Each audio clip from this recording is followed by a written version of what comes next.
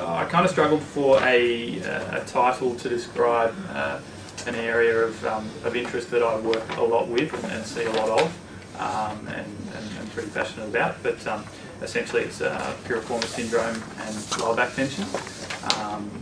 So explaining it a lot better with the introductory statement there. Basically, an overview of the muscles involved with sciatic symptoms and subacute lower back pain and tension. Obviously, this is stepping away from any of the, I suppose, disc protrusions or any specific spinal conditions. Can emulate some of the same symptoms, but obviously not as serious. But yeah, specifically focusing on three muscle groups and the major relationships between them. Piriformis, quadratus lumborum, and not to be forgotten, psoas major. So just brief overview of or revisit to the anatomy and physiology there, just to give you a bit of an idea of why I believe they sort of tie in.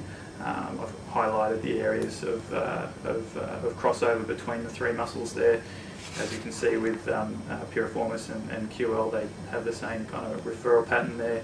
Associated musculature with Piriformis is the glutes and the QL.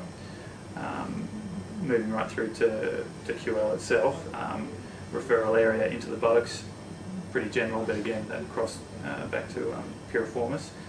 Posterior thigh, again same referral as Piriformis, and also into the groin, which kind of overlaps with the referral area of the psoas muscle because of its attachment point. And back to QL, yeah, you got that iliopsoas musculature association, Piriformis and the glutes, back down to psoas, QL and iliacus. There'll be a little bit of jumping back and forward between a few of these points here because it is quite an overlap. It's not really as much of a case of one starts and the other ones kind of follow on. It's a bit of a chicken and the egg, bit of a cyclical issue.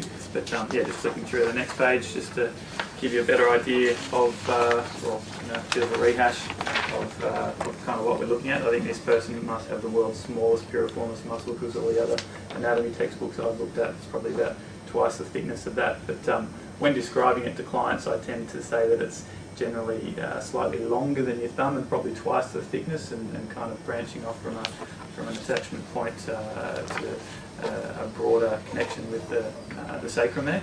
And its importance being that it is sort of, as you can pretend that this elastic band is your piriformis muscle, and that sciatic nerve sort of coming down, that piriformis is kind of clamping down over the top. So if this muscle is tighter, it's going to be applying more pressure to the piriformis muscle,